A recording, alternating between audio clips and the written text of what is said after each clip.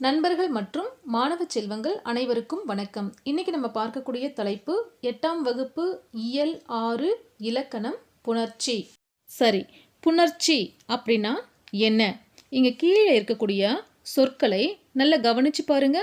தமிழ், அமுதம், இந்த ரெண்டு சொற்களையும் சேர்த்து சொல்லும்போது நம்ம எப்படி சொல்லுவோம்? தமிழ் அமுதம். இதில் முதல்ல இருக்கக்கூடிய சொல்லை நிலைமொழி அப்படின்னு சொல்லுவாங்க. நிலைமொழி கூட இன்னொரு சொல் சேருது இல்லையா, அதை வருமொழி அப்படின்னு சொல்லுவாங்க. இந்த ரெண்டு சொற்களும் சேரும்போது நிலைமொழியினுடைய இறுதி எழுத்தும் வருமொழியினுடைய முதல் எழுத்தும் இணையுது இல்லையா, இந்த மாதிரி நிலைமொழி ஈரும் வருமொழி முதலும் இணைவதைத்தான் புணர்ச்சி அப்படின்னு சொல்கிறாங்க.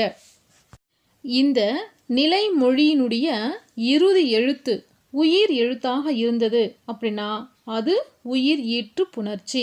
உதாரணம் பாருங்க, சிலை கூட்டல் அழகு, சிலை அழகு. இதில் நிலைமொழி எது? சிலை. வருமொழி எது? அழகு. இந்த நிலைமொழியினுடைய ஈற்றெழுத்து என்னவா இருக்குது? லை. இதை எப்படி பிரிக்கலாம்? இல் கூட்டல் ஐ. அப்போ ஐ என்பது உயிர் எழுத்து. அப்போ இது உயிர் ஈற்று புணர்ச்சி.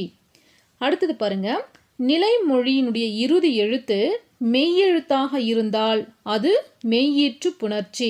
உதாரணம் பாருங்க, மண் கூட்டல் அழகு, மண்ணழகு. மண் என்பது நிலைமொழி, அழகு என்பது வருமொழி. இந்த நிலைமொழியினுடைய ஈற்றெழுத்து என்னவாக இருக்குது? இன். இன் என்பது மெய்யெழுத்து. அப்போ இது மெய்யீற்று புணர்ச்சி. அடுத்தது, வருமொழியின் முதல் எழுத்து உயிர் எழுத்தாக இருந்தால் அது உயிர் முதல் புணர்ச்சி. உதாரணம் பாருங்க, பொன் கூட்டல் உண்டு, பொன்னுண்டு. இதில் பொன் என்பது நிலைமொழி, உண்டு என்பது வருமொழி. இந்த வருமொழியினுடைய முதல் எழுத்து என்னவாக இருக்குது? உ. உ என்பது உயிர் எழுத்து. அப்போ இது உயிர் முதல் புணர்ச்சி. அடுத்தது பாருங்க, வருமொழியின் முதல் எழுத்து மெய்யெழுத்தாக இருந்தால் அது மெய் முதல் புணர்ச்சி. உதாரணம், பொன் கூட்டல் சிலை, பொற்சிலை. இதில் பொன் என்பது நிலைமொழி, சிலை என்பது வருமொழி. அந்த வருமொழியில் முதல் எழுத்து என்னவாக இருக்குது? சி. இதை எப்படி பிரிக்கலாம்? இச்சு கூட்டல் ஈ அப்படின்னு பிரிக்கலாம். அப்போ இச்சு என்பது மெய் எழுத்து, அதனால இது மெய் முதல் புணர்ச்சி. சரி, இதில் உயிர் ஈற்று புணர்ச்சியும் உயிர் முதல் புணர்ச்சியும் நீங்கள் நேரடியாக பார்த்த உடனே உங்களால் புரிஞ்சிக்க முடியும். ஏன்னா உயிர் எழுத்தில் இருந்ததுன்னா அது என்ன புணர்ச்சி அப்படின்னு உங்களுக்கு தெரியும். ஆனால் மெய் ஈற்று புணர்ச்சி கூட உங்களால் புரிஞ்சிக்க முடியும். ஏன்னா மெய்யெழுத்து நேரடியாக கொடுத்துருப்பாங்க, அதனால் அது மெய்யீற்று புணர்ச்சி அப்படின்னு சில புரிஞ்சிக்கலாம். ஆனால் சில நேரங்களில் உயிர்மெய் எழுத்து மெய் முதல்லையும் மெய் ஈட்லையும் உயிர்மெய் எழுத்து கொடுத்துருந்தாங்கன்னா அதை நீங்கள் பிரிச்சிங்கன்னா மெய் எழுத்து தான் முதல்ல வரும். அப்போ அது மெய்யீற்று புணர்ச்சியா இல்லை மெய் முதல் புணர்ச்சியா அப்படின்னு நீங்கள் கண்டுபிடிச்சிக்கலாம். அடுத்தது, இயல்பு புணர்ச்சியும் விகார புணர்ச்சியும். நிலைமொழியும் வருமொழியும் சேரும்போது இடையில எந்த ஒரு மாற்றமும் ஏற்படாமல் இருந்தது அப்படின்னா அது இயல்பு புணர்ச்சி.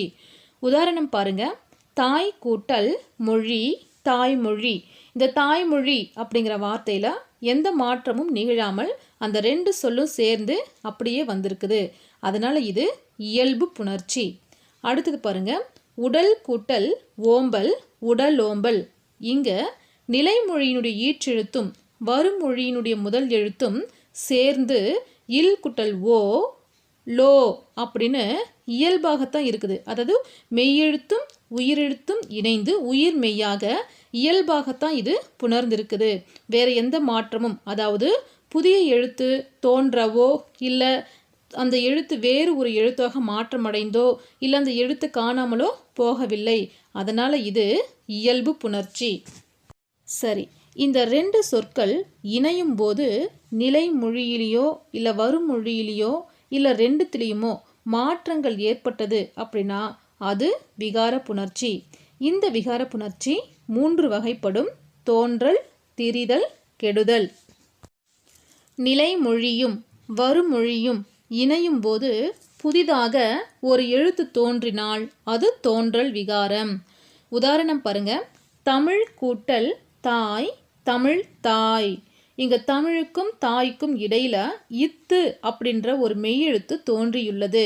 அதனால இது தோன்றல் விகாரம். அடுத்தது நிலைமொழியும் வருமொழியும் இணையும் போது ஓர் எழுத்து வேற ஒரு எழுத்தாக மாறுவது, அதாவது திரிந்து வந்தது அப்படின்னா அது திரிதல் விகாரம். உதாரணம் பாருங்க, வில் கூட்டல் கொடி. இங்க வில் என்பது நிலைமொழி, கொடி என்பது வருமொழி. இந்த நிலைமொழியினுடைய ஈற்றெழுத்தாக இருப்பது இல்லு. இது என்னவா திரிந்து வந்திருக்குது? இர்ராக மாறி இருக்குது. அதனால இது திரிதல் விகாரம். அதாவது ஒரு எழுத்து வேறொரு எழுத்தாக மாறி வந்தால் அது திரிதல் விகாரம். அடுத்தது நிலைமொழியும் வருமொழியும் இணையும் போது ஓர் எழுத்து மறைவது, அதாவது அந்த எழுத்து அங்கே காணாமல் போயிடும். அந்த மாதிரி இருந்தால் அது கெடுதல் விகாரம் அப்படின்னு சொல்லுவாங்க. உதாரணம் பாருங்க, மனம் கூட்டல் மகிழ்ச்சி.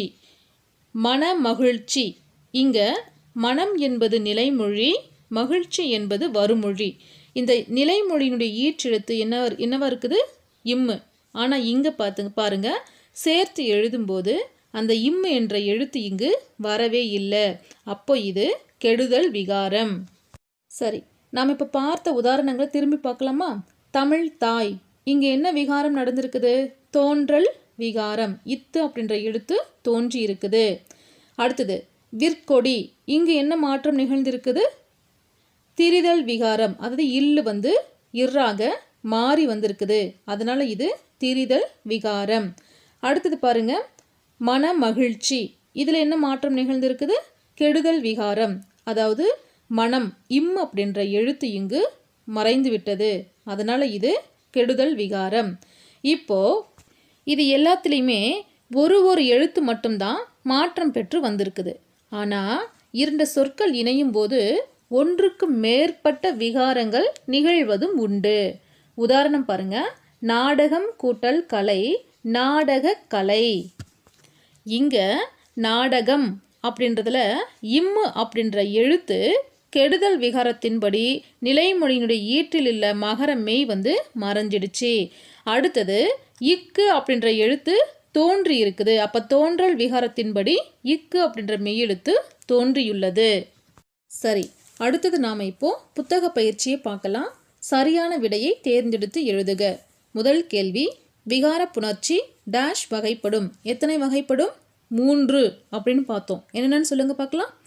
தோன்றல், திரிதல், கெடுதல். இரண்டாவது கேள்வி, பாலாடை இச்சொல்லுக்குரிய புணர்ச்சி என்னன்னு கேட்டிருக்காங்க. இந்த பாலாடை எப்படி பிரிக்கலாம்? பால் கூட்டல் ஆடை, இல் கூட்டல் ஆ லா அப்படின்னு வந்திருக்குது. அதாவது மெய்யெழுத்தும் உயிரெழுத்தும் சேர்ந்து உயிர் மெய்யாக வந்திருக்குது. இயல்பாக புணர்ந்துள்ளது. இங்கே தோன்றல், திரிதல், கெடுதல் எதுவும் ஏற்படலை. அதனால இது இயல்பு புணர்ச்சி. அடுத்தது பொருத்துக. முதல் கேள்வி பாருங்க, மட்பாண்டம். இது என்ன மாற்றம் நிகழ்ந்திருக்குது? மண் கூட்டல் பாண்டம்னு வரும். நகரம் இன்னு இட்டா மாறி இருக்குது. அப்போ அது திரிதல் விகாரம். ஒரு எழுத்து மற்றொரு எழுத்தாக மாறி வந்ததுனால இது திரிதல் விகாரம். மரவேர், இங்கே என்ன நிகழ்ந்திருக்குது? கெடுதல் விகாரம். மரம் குட்டல் வேர்னு வரணும். இம்மு அப்படின்ற மெய்யெழுத்து இங்கு கெட்டு வந்ததுனால இது கெடுதல் விகாரம். அடுத்தது மணிமுடி. மணிமுடி, இங்கு எந்த ஒரு மாற்றமும் நிகழலை. அதனால் இது இயல்பு புணர்ச்சியில் வந்திருக்குது. அடுத்தது பாருங்க, கடை தெரு. கடை கூட்டல் தெரு. அப்போ இத்து அப்படின்ற எழுத்து இங்கு புதிதாக தோன்றியுள்ளது. அதனால் இது தோன்றல் விகாரம். சரி, எல்லாருக்குமே புரிஞ்சிருக்குன்னு நினைக்கிறேன். மீண்டும் ஒரு பதிவுடன் உங்களை சந்திக்கிறேன். நன்றி.